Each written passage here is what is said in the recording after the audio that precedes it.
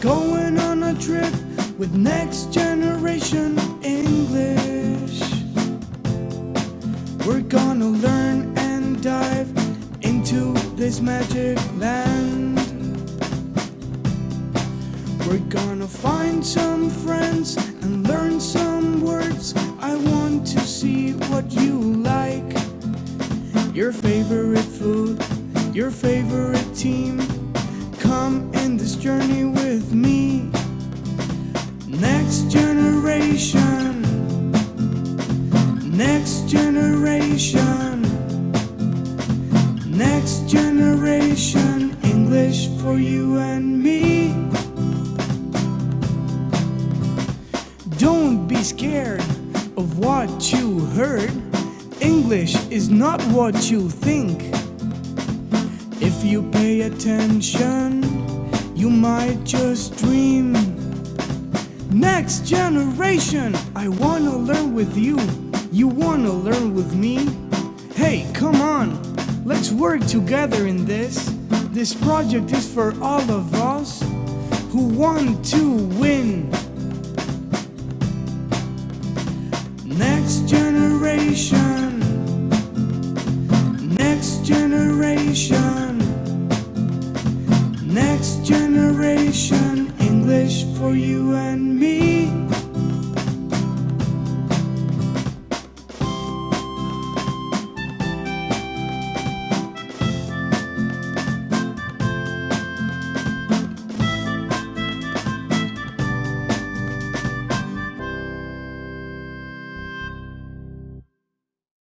For those who don't remember who I am, my name is Eder, and I am here with my best friend Natalia.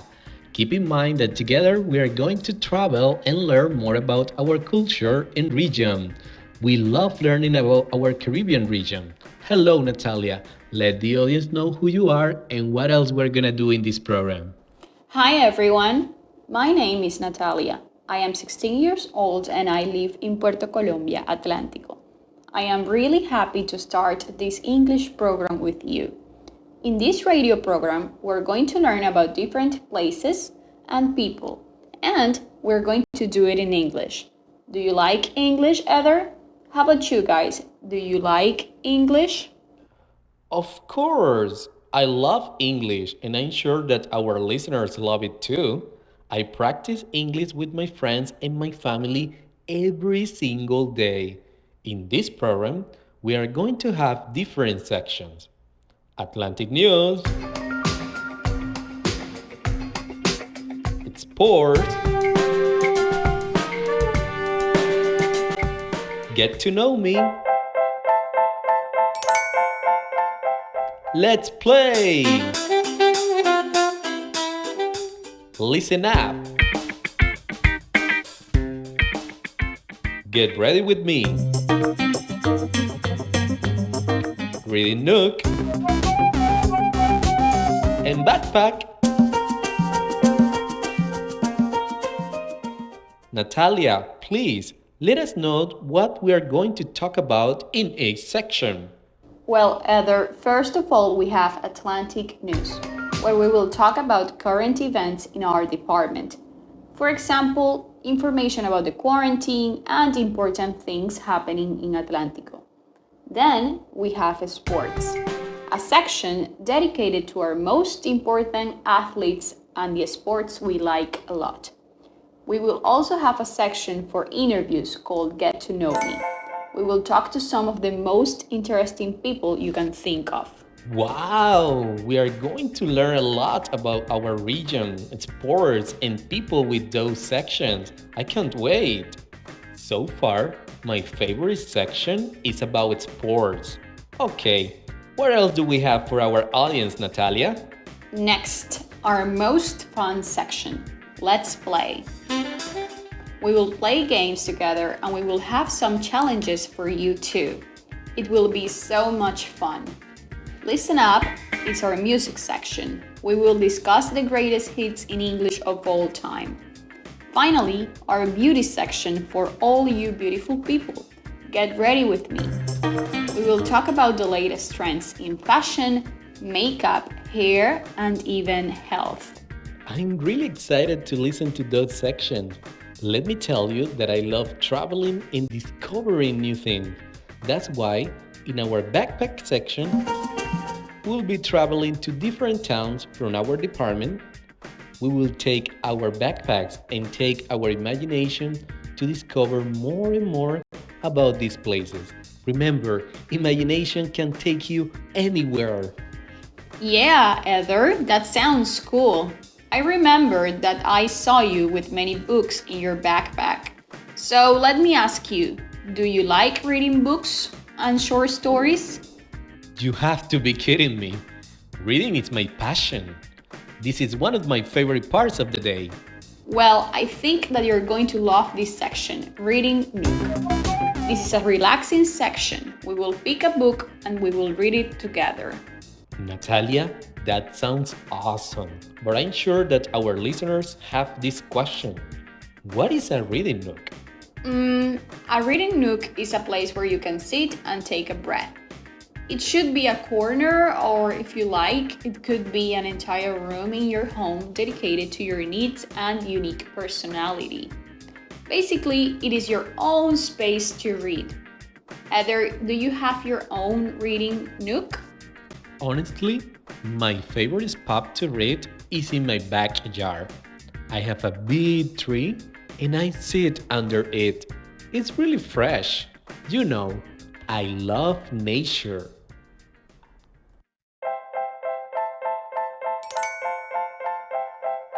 Hello, everyone. My name is Natalia, and in today's episode, we're going to learn and practice some great expressions and some great things we can say about food. Hoy vamos a aprender y practicar expresiones relacionadas a la comida.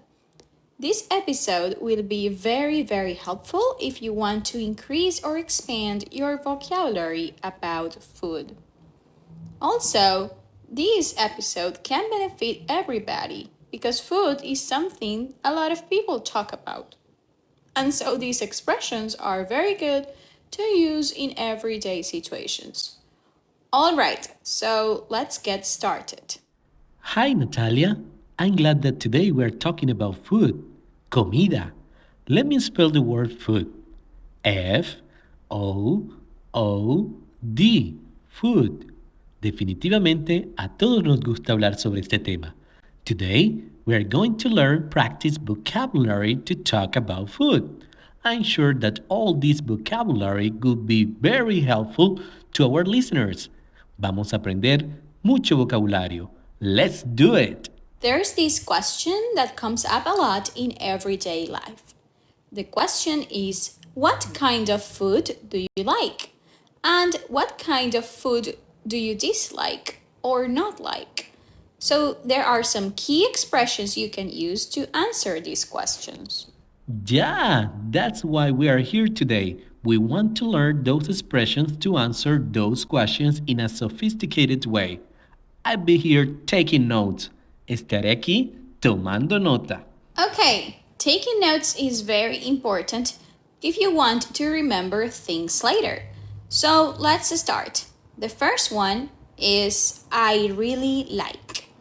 This is better than just saying I like. I really like pizza, for example. Oh, I see. Let's practice that expression with this question. Natalia, what kind of food do you like? I like Mexican food, so I can say I really like tacos. I enjoy enchiladas. My favorite dish is enchiladas. Wow, you use different expressions there to answer that question. Those expressions are I really like, I enjoy, and my favorite dish is. Natalia, could you please explain the third expression? What does dish mean? Sure, Heather. Let me explain first. Let me spell it. Dish. D-I-S-H. Dish. Is similar to food, but it's not that general. We wouldn't use it for talking about apples or oranges. We use it for talking about a cooked meal. Sure, I got it. We use dish to talk about a cooked meal. So, a dish means something that is a meal. So, for example, my favorite dish is spaghetti. Okay, I have another expression that we can use. I am keen on pizza. And this expression, be careful with the word on, is used to talk about something that you like. You may repeat after me. I'm keen on pizza. Heather, what kind of food do you like? I'm very keen on eating Caribbean food. Soy muy aficionado a la comida costeña o caribe. You know, fried fish, coconut rice, and toy fried plantains. Toy fried plantains sounds better in Spanish. Patacón. I love eating fried plantains. Heather, I have more expressions to talk about. Sometimes we need to compare two foods and we need to say it in English. Algunas veces necesitamos comparar comida y decir cuál prefieres en inglés. If you're comparing two foods, you can use these two expressions. I prefer enchiladas to burritos, or I prefer lasagna to pizza.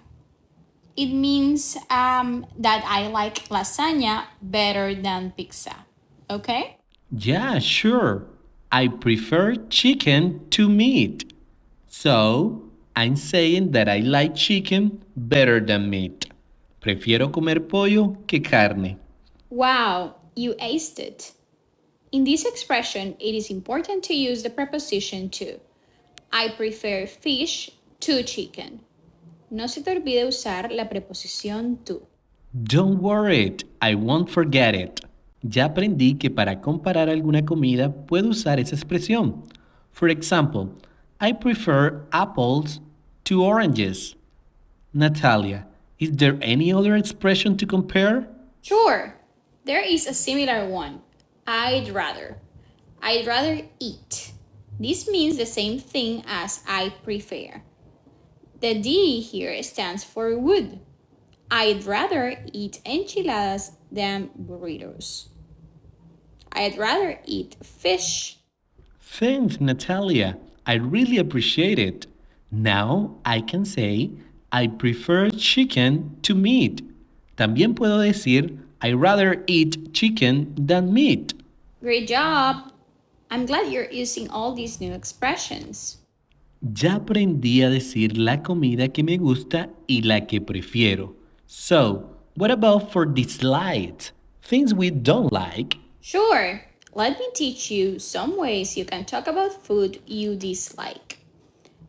One thing you can say is, I really don't like. Let me give you some examples. I really don't like onions. I really don't like vegetables. I really don't like carrots. Well, it's clear that you don't like vegetables. Natalia, is there any other expression to talk about dislikes? Yeah, sure. You can also say, I can't stand vegetables. I can't stand onions. Ooh, what about I'm not keen on carrots? I am not keen on cucumbers. I got it. Ya creo que aprendí. Mis ejemplos son los siguientes. I can't stand fast food. I can't stand hot dogs. I'm not keen on hamburgers. I'm not keen on greasy food. Well, last but not least, I really dislike. I really dislike sardines. Is that clear? Sure it is. All these expressions that you have shared mean don't like. For example, I really don't like, I can't stand, I'm not keen on, and I really dislike. Yes, Heather. These are great expressions to use when you're talking about food in your everyday life. Thanks, Natalia, for those expressions. I really want to learn more about food in English. Why don't you teach us some new vocabulary we can use when describing food? Yeah, sure. Describing food in English is really common since this topic is kind of a big part of small talk. People may ask you to describe your favorite dish. Las personas podrían pedirte que describas tu plato favorito. Okay, I'm just going to say this very quickly to check the pronunciation of this word. Favorite. Good job. That's how it is pronounced. Favorite. Describe your favorite meal. This is a very common thing to ask. When you describe your favorite dish, you might want to talk about how good it is, right? Yeah, let's learn more about describing food in our next session. Stay tuned. See you later, Natalia.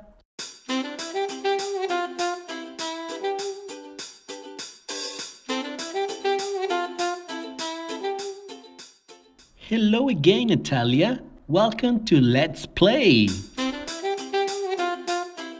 Today, we are going to play with new words to describe food. We are going to taste food and we are going to describe it in English. I'm kind of starving. So, let's start. Are you ready? I was born ready. I'm glad we'll be describing food. I love talking about food. First of all, let me start by giving you and our listeners some words you can use to help you with your English.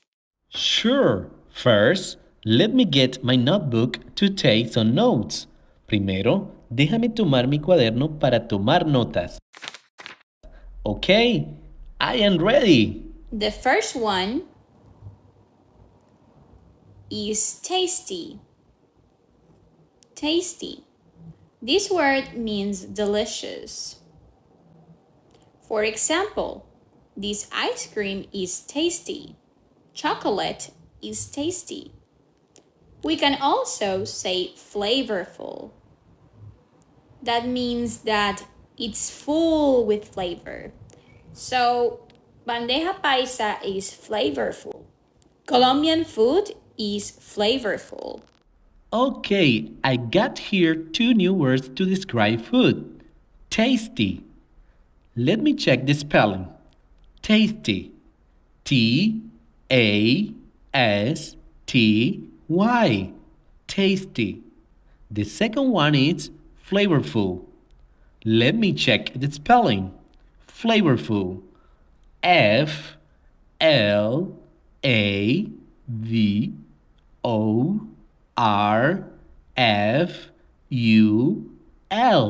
Flavorful.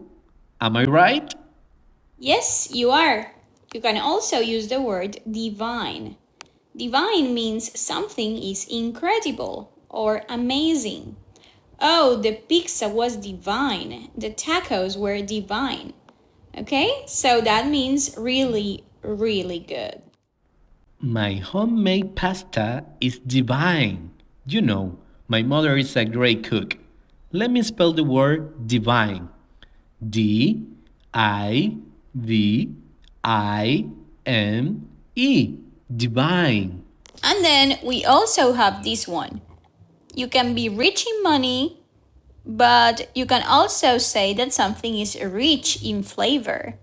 So I could say the food from last night, last dinner we had was rich in flavor.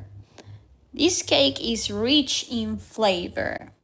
Yeah, it's clear. So these are all great expressions we can use to describe food. Okay, so now let's talk about different types of flavor. I am going to tell you about some of them and I'm going to give you an example of each. So the first one is sour. Sour. Yeah, I got it. Sour. Let me spell it. S-O-U-R. Sour. What does sour mean? Well, that's great that you can spell sour. What is the meaning of sour though? Sour is a taste, and it's like the taste of a lemon, okay? You know that taste, it's strong, and you go, that's sour. So lemons and limes are sour. Yeah, lemons and limes are sour, but they are great for lemonade. I love drinking it. Sure, drinking lemonade is great during hot days. Tomar limonada es genial en días calientes. Okay, Heather. We also have the word sweet. Chocolate is sweet. Sugar is sweet. Did you get it? Can you spell it? Sure, sweet. Sweet. Sweet. Based on your example, I can say that sweet is dulce in Spanish. I love eating chocolate because it's really sweet. Yeah, you're right. Now we have the word bitter. Repeat after me. Bitter. Repitan nuevamente. Bitter. If something is bitter, it's not sweet, it's not sour, it's not salty. It has a strong taste, like maybe coffee with no sugar. If you've ever had a cup of coffee with no milk and no sugar, just the coffee, the taste is very bitter. Yeah, that's true. Coffee without sugar is bitter.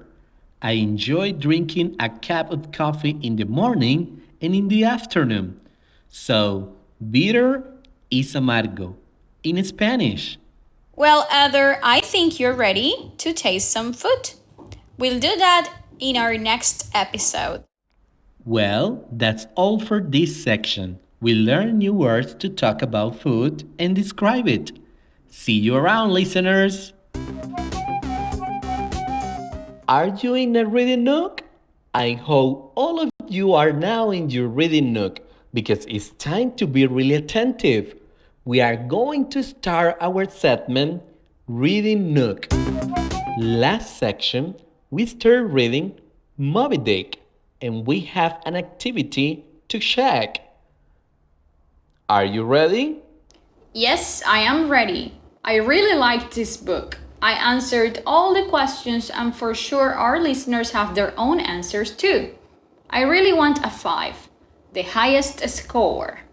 Well, Natalia, you will get a 5 if you give me the right answers for all the questions. But don't worry about the score, because in this space, the most important thing is that you learn. Okay, Heather, I know that the most important thing is to learn, but believe me, I won't make any mistakes. Let's start. Let's start with the first question. Why was Starbuck sad? Starbuck was sad because he wanted to go back home, but Captain Ahab didn't want to. Great, Natalia, that's right. Next question. Did Captain Ahab find Moby Dick? Yes, he found Moby Dick. Yeah, Natalia. Next question. What happened to Captain Ahab? Captain Ahab tried to fight Moby Dick with his harpoon, but the boat broke and he fell into the ocean. Moby Dick started to swim around him and the boat. Basically, Moby Dick was playing with him. Yeah, that's true. If you get the next question right, you get a perfect one. Here we go. Why was Starbuck angry with Captain Ahab? Starbuck was angry with Captain Ahab because he did not learn his lesson. Wow, Natalia, you are on fire. Did I get all the answers right? Yeah, you got all the answers right. You really pay attention to this chapter of this book called Moby Dick. Okay, today we are going to read a new chapter of this book. Natalia, I'm sure that you and all our listeners are really excited to continue with this adventure. Sure, Heather. Let me remind our listeners that it is very important to pay close attention to this story. We always have some questions to check if you're following the story. Chapter 12. The Second Day. White whale! White whale! Moby Dick came again. He was hundreds of meters away, but we could see the shower of water from his back, high in the sky. He came out of the ocean. Then his huge body fell again and hit the water. 3 boats went after him. Captain Ahab and his men took the goose boat. In an hour, the boats were all in different places around Moby Dick. Our harpoons rained down on him. Some fell into the ocean. Some hit him and stayed in his body. The harpoon ropes pulled our boats nearer him. Suddenly, Moby Dick started swimming round and round. He opened and closed his huge mouth. He pulled hard on the ropes and the 3 boats moved nearer. Flask's boat hit ours. Wood and harpoons went everywhere. We swam quickly and tried to get away from the whale. Moby Dick went down under the water. Where was he? How many meters could he swim with our harpoons and ropes in him? We waited. He came up again, under Captain Ahab's boat. The boat broke and the men fell into the ocean. You could hear them shout and cry. Then Moby Dick stopped moving. He stayed there and watched us. It was the strangest thing. He looked at us with his small black eye. We waited. Then he swam away quietly. Our harpoon ropes followed him in the water. We waited for the Pequod. We had to be very careful. We didn't shout because we didn't want sharks to see us. When they pulled me out of the water, I was happy and excited. I didn't die. But the other man, Wicked, where was Wicked? Then I saw him. And stopped? Yes, he was there too. In Tastego, Flask, and Dagu. But where was Captain Ahab? After some time we heard a shout. It was Captain Ahab. His arm was around Starbuck because he couldn't walk. He had no well-bone leg now. He was tired and wet and looked very old. Give me a harpoon, he shouted angrily. That will be my second leg for now. He walked with the harpoon to the man and sat down on a barrel. Then he spoke to us. Watch carefully, he said. Moby Dick will come to us on the 3rd day. He'll die on the 3rd day. Who will see him first? Who will get the gold? We didn't shout and dance this time. We were tired. We were afraid. We stood quietly. Captain Ahab looked around at us and his face suddenly changed. Where is Fedalad? He asked. He looked around. He wasn't there. Nobody spoke. Captain Ahab's face went white. His eyes were large and black. He opened his mouth, but nothing came out. Then he spoke again, but the sound was different. It was high and strange. Find Fedalad. Do you hear me? Find him. We looked everywhere, but we couldn't find Fedalad. Maybe he went down with the boat, said Stab. Stab wasn't sad. The whalers weren't sad. Captain Ahab's men weren't sad. Only one man on that ship wanted to see Fedalad again. The captain. He could lose his mast and his well-bone leg, but not Fedalad. He shouted at the ocean, "You die for this. My harpoon will end your evil life." I remember Fedalad's words to Captain Ahab. "I will go first. I will show you the way. You will follow me from this war." Okay, this is all for today's Reading Nook. Reading books in English is really important for learning this language. When I read a book, I learn vocabulary and practice my English by discovering new things in each story. Now, it's time to check your understanding. In this new activity of this book, we have some questions that you need to answer. Keep in mind that all these questions are based on the pages that we just read. Are you ready? Yes, we are ready. Okay, let's start. Listen to 4 questions and write the answers. Keep in mind that we'll check them in the next Reading Nook session. Here we go. Question number 1. Did Moby Dick return? Question number 2. Did the whalers kill Moby Dick? Question number 3. What happened to Captain Ahab? Question number 4. What happened to Fiddle? Next time on Reading Nook, we will answer the questions together. Stay tuned to learn more about Moby Dick. Bye!